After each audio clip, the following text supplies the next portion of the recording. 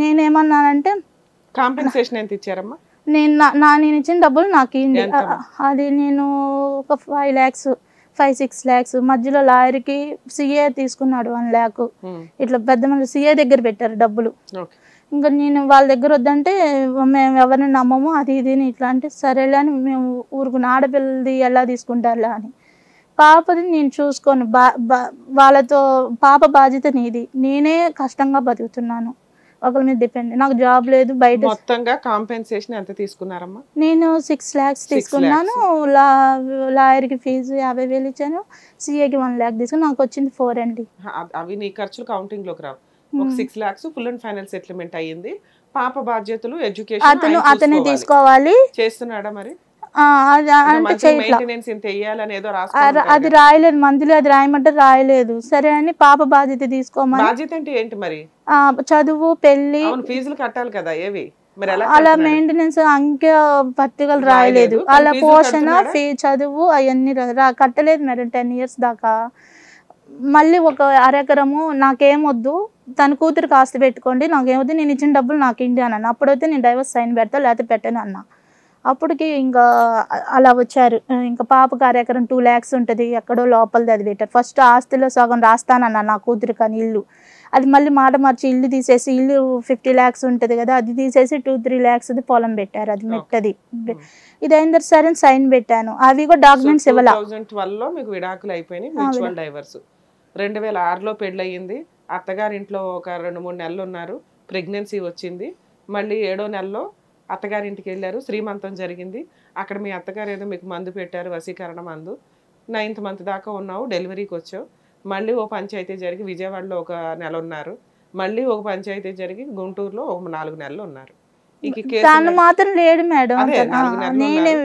ఆయన జాబ్ కదమ్మా, రోజు నీ ముందే కూర్చోవాలంటే నైట్ రాడు, ఇంటికి రా. డైలీ గుంటూరుకి విజయవాడ 1 hour మేడం. వర్క్ని బట్టి ఆయన రావడం కుదరలే.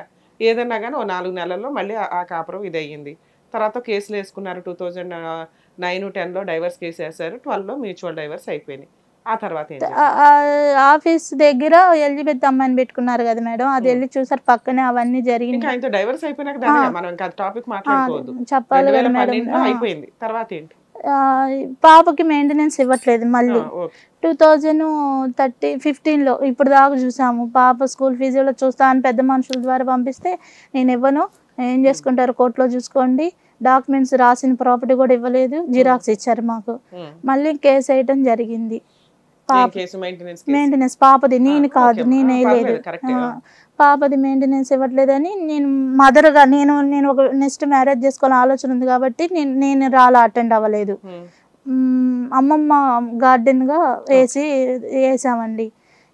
నాకు మ్యాచెస్ చూస్తున్నా. డైవర్స్ తను ఈ డైవర్స్ అయిన తర్వాత కూడా మధ్యలో వచ్చారు కావాలని వచ్చారు. వస్తే మళ్ళీ ఇచ్చిన మనీ రిటర్న్ ఇవ్వడం, ఏదో ఆస్తుల గురించే డిస్కషన్ జరుగుతుంది. నేనేమో సరే నాకు హస్బెండ్ వస్తారు కానీ పాపకి తండ్రి ఎవరు చూడరు కదా, నేను వెళ్తాను అంటే వాళ్ళేంది మా అన్నతోనే మాట్లాడే డబ్బుల విషయం, భార్య అని అనుకుంటే డబ్బుల విషయం లాగా అలా మాట్లాడారు. మా అన్న అన్నారు నువ్వు వెళ్తే ఇంకా మమ్మల్ని మర్చిపోవాలి, అది వాళ్ళు చంపుతారు ఇదంటే సరే మిమ్మల్ని మర్చిపోతాను, నాకు పాప జీవితం ఇంపార్టెంట్, నేను వెళ్ళిపోతాను అని అన్నా. వీళ్ళు రాలేదు, మధ్య వ్యక్తి మాటలు రాలేదు, మా అన్న మాట్లాడడానికి రాలేదు. మళ్ళీ అది మళ్ళీ మ్యారేజ్ అప్పుడు పాప దగ్గరకు వచ్చి పెళ్లి కార్డు ఇచ్చాడంట. స్కూల్కి వెళ్ళి మ్యారేజ్ అయ్యి కార్డు ఇవ్వడానికి పెళ్లి కార్డు, పిల్ల నాకేమైనా చెప్పిద్దేమో అని ఇచ్చారు. ఆ పాప చెప్పలేదు మలకొండంది ఇట్లా మళ్ళీ ఏమైనా కార్డు ఇట్లా అని, మాకు తెలియలేదు. సరే అంతా మ్యారేజ్ అయిపోయింది. మ్యారేజ్ అయిన తర్వాత 6 monthsకి నాకు తెలిసింది. అప్పటిదాకా నేను చేసుకోకుండా ఉన్నాను. ఎప్పుడైతే అతను మ్యారేజ్ అయిందని తెలిసిందో నేను ఇంకా మ్యారేజ్ సర్చింగ్లో నేను అప్పుడు ఇంకా పక్కకు వచ్చేసాను. తను మ్యారేజ్ అయిన తర్వాత కూడా మళ్ళీ మనుషులను పంపించి మళ్ళీ అడిగాడు, బుద్ధి ఉందా, ఆల్రెడీ నేను ఉండగానే వేరే వాళ్ళని కదిలిస్తే కాపురం అయింది, మళ్ళీ ఆ అమ్మాయి ఉండగా నన్ను ఎందుకు కదిలిస్తున్నాడు, ఇక్కడే తెలుస్తుంది క్యారెక్టర్ లెస్ అని. నేను ఇంకా లేదు, మ్యాచెస్ చూసుకున్నాము. ఇది హైదరాబాద్లో మ్యారేజ్ బ్యూరో ద్వారా వచ్చింది. ఇదే డిస్కషన్ మొత్తం ఆయనకి అన్నీ చెప్పాము. ఇట్లా ఇన్నేళ్ళు ఎందుకు డైవర్స్ రాలేదు, 7 ఏళ్ళు అంటే అతను కావాలని ఈ విధంగా అయింది, మేమేం తీసుకోలేదు, ఇచ్చిన డబ్బులు తీసుకున్నాం, పాపదే అతనిదే బాధ్యత మేము అని అన్నీ మాట్లాడి ఇలా అని చెప్పాము. మొత్తం ఎక్స్ప్లెయిన్ చేసి కాగితాలు ఇచ్చి దాంట్లో లోక్ అదాలత్లో కాంప్రమైజ్ అయ్యాం. లోకాదాలతలో రాసింది అవన్నీ చూపించాము. సరే సరే అండి అని ఇతను షర్ట్ ఇక్కడ దాకేసుకొని వచ్చాడు. ఇతను హోమోసెక్సువల్, సెకండ్ హస్బెండ్. ఇది మా ఇంట్లో అటు సైడ్ తెలియలేదు. ఇతను ఫ్రెండ్ ఇద్దరు వచ్చారు. ముందు ఈ అబ్బాయి వస్తాడు, ఫ్రెండ్ వస్తాడు, వెనకాల ఫస్ట్ మ్యారేజ్ సెకండ్ మ్యారేజ్. ఇతనికి మాకు చెప్పింది సెకండ్ మ్యారేజ్ అని చెప్పారు, కానీ తర్వాత చూస్తే థర్డ్ మ్యారేజ్ అని. మ్యారేజ్ అయిన తర్వాత ఆయన హోమోసెక్సువల్ అయితే థర్డ్ మ్యారేజ్ ఎందుకు చేసుకోవడం? ఎవడున్నాడో వాడితో ఉండొచ్చు కదా. అదే ఇప్పుడు marriage, second marriage, third marriage ఎందుకు? అమ్మాయిలు ఎందుకు ఆయనకి? అదేం తెలియదు, అవసరం లేదు కదా. మరి అది నిజమా కాదా మీరు చెప్తున్నారు? నా దగ్గర ప్రూఫ్లు, ఫొటోస్ అవన్నీ. ఇది 2013 డిసెంబర్లో మ్యారేజ్ అయింది. అంటే ఆగస్టులో పెళ్లి చూపులు. అన్ని నేను క్లియర్గా రాశాను. నాకు పాప ఉంది, ఇన్ని సంవత్సరాలు, ఇది నేను జాబ్ చేయను, నాకు సిస్టమ్ వర్క్, ఫార్మసీ. వీళ్ళు వెంటబడుతున్నారు 3 నెలల నుంచి. నేను మంచోని, నేను చీట్ చేయను. ఆ అమ్మాయి ఫస్ట్ అమ్మాయి.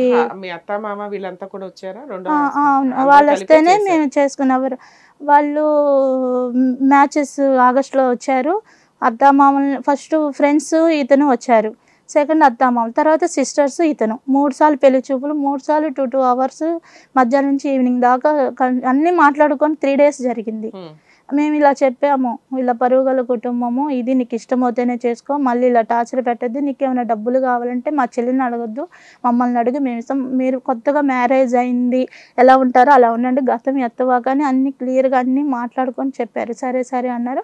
నీకు డబ్బులు, నాది లోన్ ఉంది, ఇల్లు, తనకి హైదరాబాద్లో ఇల్లు తీసుకున్నాడు, లోన్ ఉంది. ఆ లోన్కి నాకు డబ్బులు కట్నంగా అది క్లియర్ చేయండి, నేను మ్యారేజ్ చేసుకుంటాను పాపన్న అని అన్నారు. సరే, ఆ లోన్ క్లియర్ 10 lakhs, అకౌంట్ రూపంలో 5 lakhs HDFC, 5 lakhs state bank మేము అకౌంట్లో వేసాం. ఫస్ట్ సారి మేము చేతికి ఇచ్చాం, ఇవ్వలేదన్నారు. రెండోసారికి మేము అకౌంట్ రూపంలో ఇచ్చాము. ఎంతమ్మా? 10 lakhs ఇచ్చాను. ఫస్ట్ హస్బెండ్కి ఎంత ఇచ్చారు? 3 lakhs. ఫస్ట్ మ్యారేజ్కి 3 lakhs, సెకండ్ మ్యారేజ్కి 10 lakhs. 10 ఇంకా ఇచ్చాను. డౌరీ ఎందుకమ్మా? అంటే పాపను చేసుకుంటున్నాడని అలా అలా అనుకుని పాపను కూడా చూస్తానన్నాడు. అదొకటి అని. పాపకప్పుడు 5 years ఇతను మ్యారేజ్ చేసుకునేటప్పుడు. అతనికి డైవర్సే, కానీ పాప ఉంది చూస్తాడని 10 lakhs, గోల్డ్ ఒక 10 lakhs అవి ఇచ్చాము. ఆ 10 లోన్కి తీర్చండి, ఇల్లు నేను చేసుకుంటానంటే ఇల్లు లోన్ మేమే ఇచ్చాము. క్లియర్ చేసుకోవాలని మేము వస్తాం క్లియర్ అని కదా. ముందే గుడ్ ఇంప్రెషన్ కూడా అతను చెప్పినట్టే అన్ని అకౌంట్లో వేస్తాము. అకౌంట్లో వద్దన్నారు. లేదు అకౌంట్లో వేస్తాము అని మా బ్రదర్ అన్నారు. నాకు అప్పుడు అకౌంట్ బుక్ కూడా లేదు, మా అన్నయ్య అకౌంట్ రూపంలో వేశారు. ఇంకా ఇవి వేసిన తర్వాత తీసుకున్నారు. ఇతను తిరుపతిలో మ్యారేజ్ అన్నారు. సెకండ్ అంత ఆరాడం వద్దు, అది ఇది అని ఇట్లా అన్నారు. వాళ్ళ అక్కలు వస్తారు అని చెప్పారు.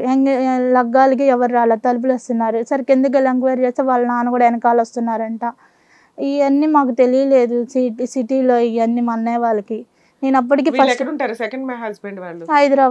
హైదరాబాద్ సంబంధం పని చేస్తాడు కదా అని చెప్పి మీరు 10 lakhs క్యాష్ రూపంలో, 10 lakhs గోల్డ్ రూపంలో 20 lakhs ఇచ్చారు. మీకు అకౌంట్ కూడా లేదు? నాకు అకౌంట్ లేదు, మా అన్నయ్య వాళ్ళు వేసారు. అది ఎందుకమ్మా 20 lakhs వేస్తే నీ పేరు మీద 10 lakhs, మీ అమ్మాయి పేరు మీద 10 lakhs వేయాలి. వాళ్ళకి ఎందుకు ఇవ్వడం?